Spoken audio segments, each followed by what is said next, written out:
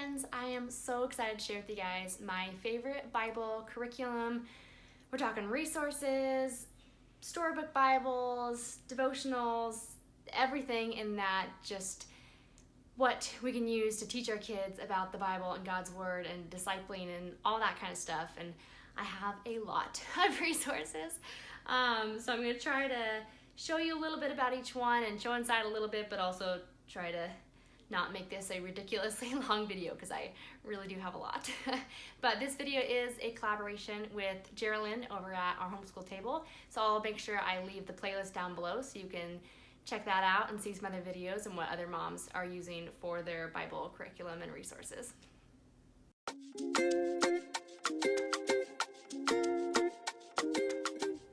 For those of you that are new here, I'm Rachel, a second-generation homeschool mom to 5 kids, ages 7 and under.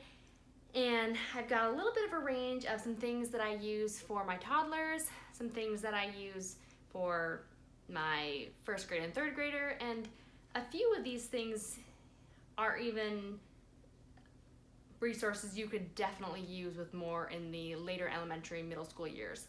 So honestly, I kind of tried to think about organizing it a little in terms of what I was showing you when, but couldn't figure out how to do this. So I'm just gonna kind of jump in. I am gonna start with some different books and resources for the little years, like toddler.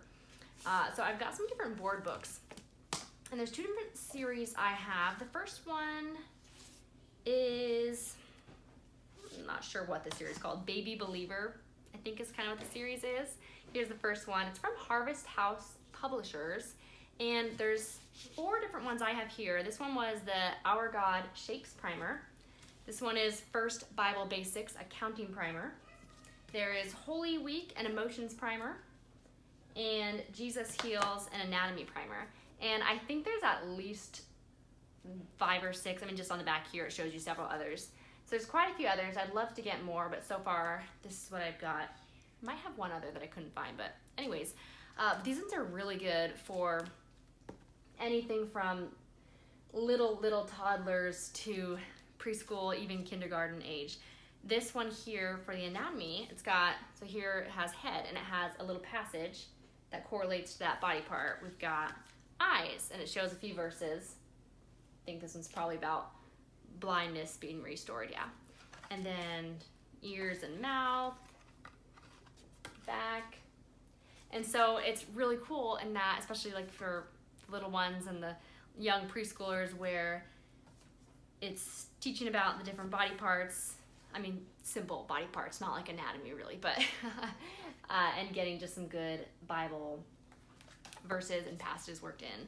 Then the emotions one I also is probably one of my favorites because it's just a really cool biblical viewpoint of different emotions. And I have gotten a lot more in recent years. Just the whole mindset of that has shifted within myself, where emotions come from God. And I'm not so quick to think of, oh, like there's bad emotions. Like emotions shouldn't just be suppressed. Children need to learn how to work through tough emotions because everyone has tough emotions. Everyone's gonna have times where they feel sad, they feel upset, they feel anger. And you know, this here it talks about how even Jesus was angry. And so I really like that a lot. But so having just different resources where it talks about emotions in a biblical kind of way is also really a plus for me. But I like the really sturdy board book and like the illustrations. And honestly, these ones are good. My little ones love them, but even my 6 and 7-year-old will enjoy these and looking through them on their own or having me read them to them. And then let me show you a quick little bit into the last one, the Shapes Primer. This one also is a really good one for even like kindergarten age, because it's got all your basic shapes, but ones like Pentagon, where, you know, some of them that your kindergartner might be working on, oval, where it's got the bread of life. Mostly it's just got the simple starter shapes, but semicircle. So that is that series, and so good. I think I got most of them from Christian book distributors, except for the old one. I got this one off of Thrift Books, and it was a little more used than I wanted it to be, but oh well. That's that. And then the other board book series that I have is, who is this by? Goodness, I can't remember what this one is. I feel like it has a name, but I'll just show you a few of them. And New Growth Press, that's where I got it from, New Growth Press.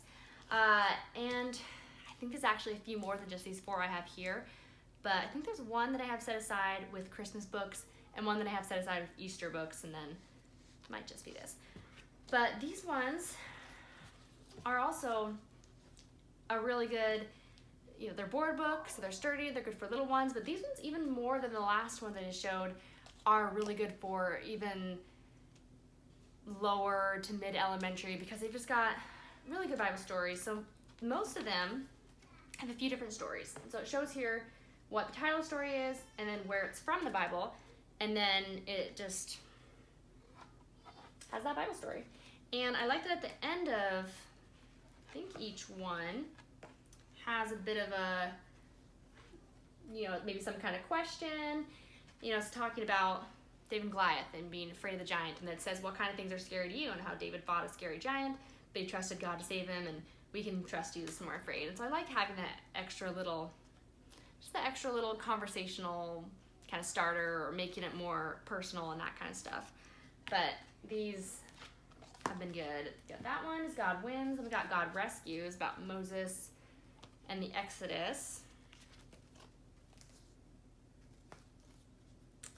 And I don't love the illustrations, like they're okay, but the content is really, really good. And then I've got Jesus is Bigger Than Me, True Stories of His Miracles. And these ones, a lot of them you could read it over a few days and just read one little story at a time, or you could read it all at once, obviously. I think we did some of both, but I really, really like that the Bible stories have the verses where it's from. I think that's really cool to see. And the last one I have these is Jesus Saves the Gospel for Toddlers. This one was funny. This was a lot different than the others. The format was so different, but it's really good, I think, for toddlers. It's very, kind of repetitive, and I'll just show you. It says, God made you. Made who? Made you. God made you, little one. And it says in Genesis 1:1. And so it's kind of interactive, where you can actually be asking your kids these questions and have them repeat it. But all these ones are pretty good. Now, here's a bummer I have about these, though. I got these in a set from New Growth Press, and it came with this Toddler, the Beginner's Gospel Story Bible. And there had to have been 6 or 7 board books that came with it. And I assumed that because it all came in one set, that the stories in the board books were different than here, but they're actually not. And so that's kind of a bummer, because I probably wouldn't have gotten this and the board books had I known that, because it just kind of feels like I don't really need both. But this is a pretty big, thick book, so obviously it has a lot that is not in the board books. And a couple of the board books, I think maybe 1 or 2 of the board books have something different, but for the most part, the same stories are in here. But it's got the same kind of format where it shows where the story is from, and then it just goes over. And I like that for the most part, it's really sticks to scripture, but also kind of simplifies it, obviously, so kids can understand. It's kind of the point of a story Bible. And I don't know, I have a problem with story Bibles in general, because they almost always change things, because you can't really simplify some things without changing things a little bit.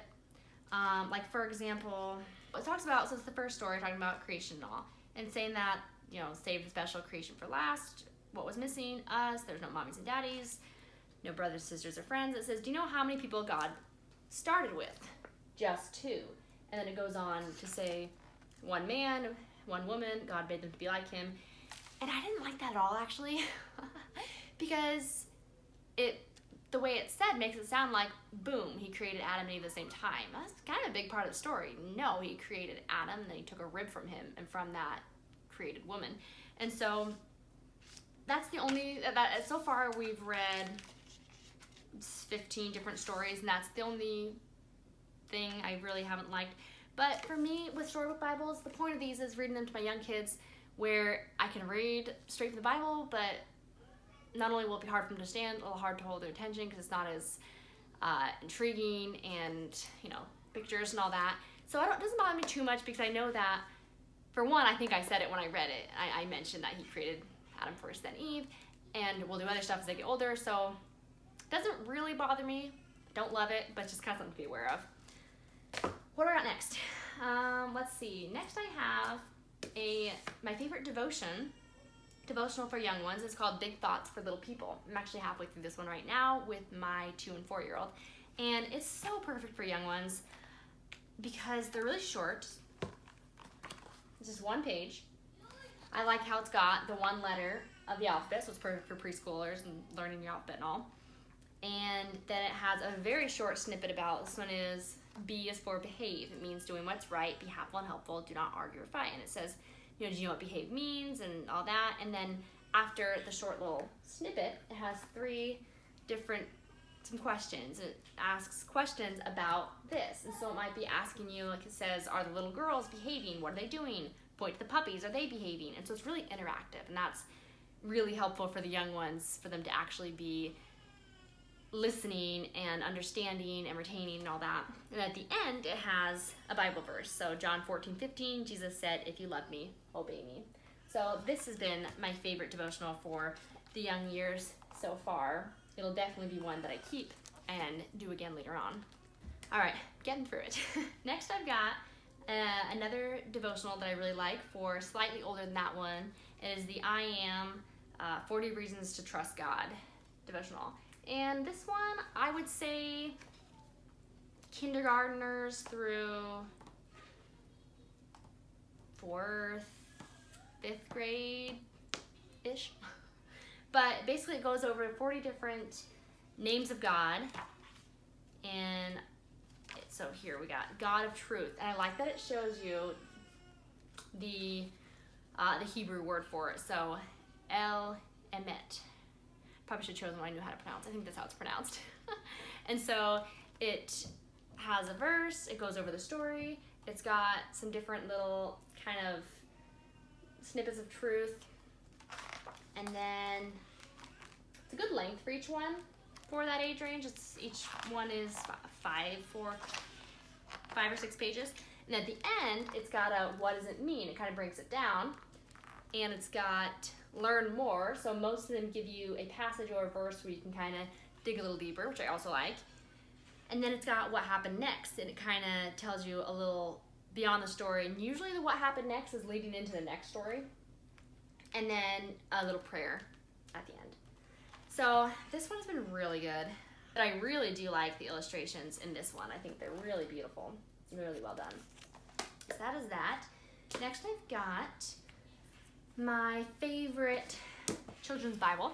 And that is the New International Version, NIRV. The NIRV Adventure Bible. I'm not really sure. New International, I don't know what that's for. I'm not sure what the exactly is for. But anyways, I like this a lot. I got this for my oldest when he was, I think when he turned 6. He was a pretty early reader. So at that point he wasn't reading it a lot because most of it's still pretty hard. But in the last year, he's been probably around 6.5, started reading it more, and now he will read this quite often. And I actually found a second one recently in a thrift store, so I'm going to be giving it another one to my second son probably this Christmas, I think. But anyways, I really like this Bible. I like that it's like an actual Bible. It's not just some condensed version. And it does a pretty good job of keeping it, like it, I mean, honestly, I feel like this is closer to the Bible than like a Bible in the Message translation. But it does simplify some of the big words and stuff to where it'll make it easier for young ones to understand. And then it's got a lot of extra little things where it might have a, you know, what does that mean? And kind of dig a little deeper, and words to treasure. My son loves these things. And then it's got, I think it's got some good maps, I thought. This is kind of cool, Life of Christ. So this has got a lot of fun extra stuff that really can help young learners understand more. Here's a, what is faith? So this is by far my favorite. I imagine this will be a good Bible for my kids until they're, like at least 12, I think, until they're really just wanting a more grown-up Bible. I feel like even though it says for early readers, I think I saw that at first and I assumed it was really condensed for actual early readers in the kindergarten through second grade stage, but it's really not. It's more of a second, third grade on the low end up until, middle school, I'd say. But that's a good one. Then I've got, next? I've got some picture books. It's called the Courageous series, about 6 heroes of faith. And I got this off of Christian Book Distributors a while ago. It was on a crazy good deal. But it's got 6 different books. Let's see. There's one about Nicholas, Patrick, Paul, Stephen, Valentine, and Thomas. And I like that a couple of these, there's holidays for. And so it's perfect because on Valentine's Day, we read about Valentine. And on St. Nicholas Day, we read about Nicholas. And then also Patrick on St. Patrick's Day. And then the other ones we've just read as we've learned about them in school and stuff. But these ones are really cool. They've got a note to the parent at the beginning that I really like because it gives more information on some of the stuff, specifically some of the things that are a little harsher, like maybe about how some of these people died and stuff like that. And so I like that in the book itself, it doesn't go too in depth on some of the really harsh details about how some of these people died. It mentions it, and it's a really good introduction on it. But these ones are another one that I really don't love the illustrations, but the content makes up for it. And so they're just, I like the way they're written. I like that they broach some of the harder sides of evangelizing and missionaries and martyrs and stuff like that, but it does it in a way that's not just way too much for my young kids. So I think we've read all of these at least once, and then so a couple of them a handful of times. But like I said, I really like having them, the ones that have certain holidays for. I like being able to pull them out. So this is a really good set. Next, I've got some books I've shared before, and this one might seem a little interesting for a Bible resources video, but it is the Miller series. And the reason I included these is because they are just filled with biblical truth and values and kind of more practical encouragement, advice, and tips for living the way God wants us to. And the family, and I think the author herself, it's a Mennonite family. And so there's been a couple things, I'm like, oh, it's a little more ultra conservative than we are. Things like, I think there's a couple of things where there was difference of boys and girls, and the girl was running or something like that, or no, I think she was doing a somersault or a handstand. I was like, girls can't do that, and there's the differences in girls and boys and whatnot.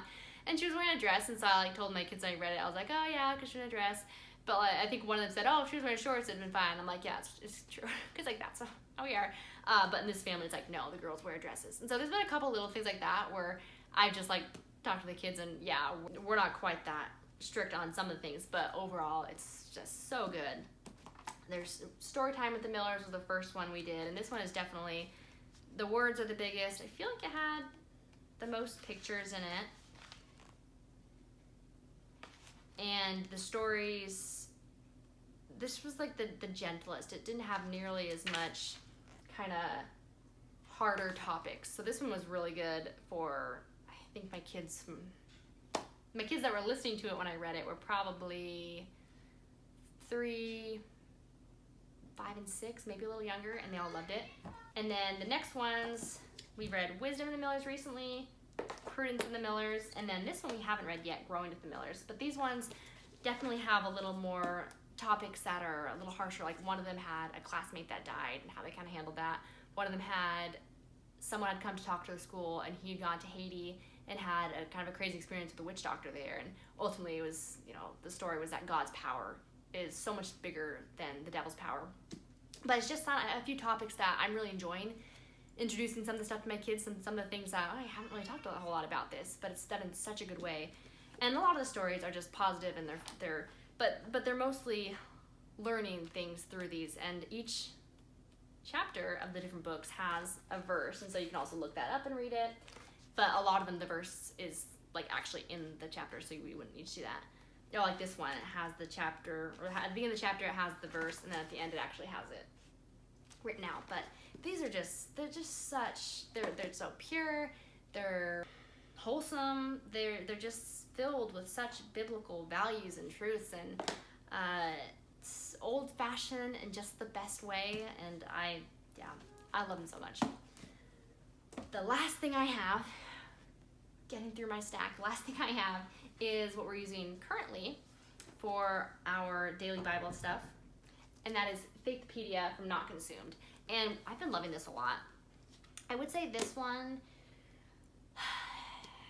it's been really good for my oldest and myself. I've been enjoying it, but it's a little bit advanced for the rest. My first graders listening and retaining some of it.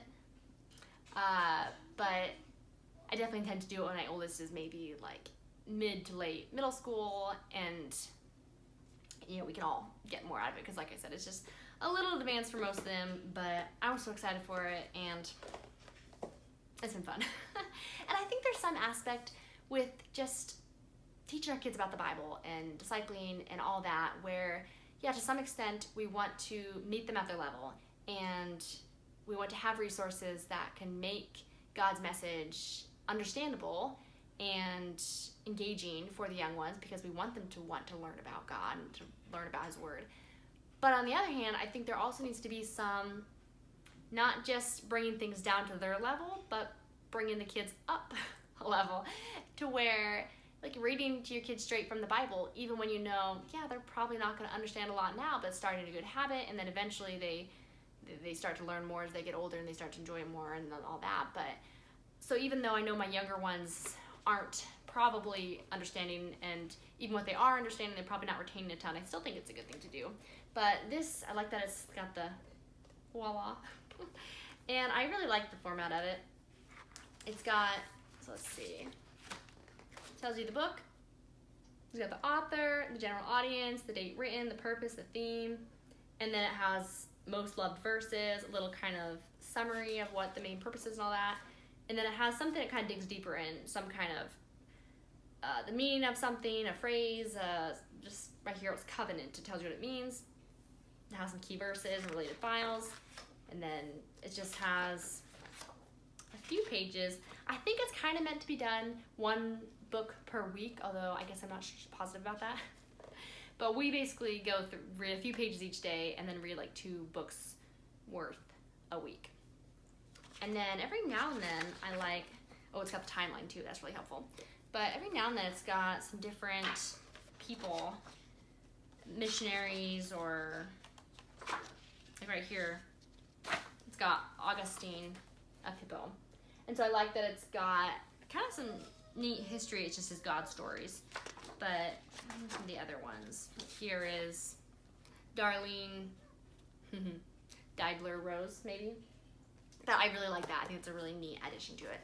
But this one, it's really good. I think I like it now, and my oldest enjoys it, but I think in a few years we'll do it again, and it'll be even more enjoyable, because more of my kids will be able to really kind of participate and understand it. But definitely recommend it. It's really good.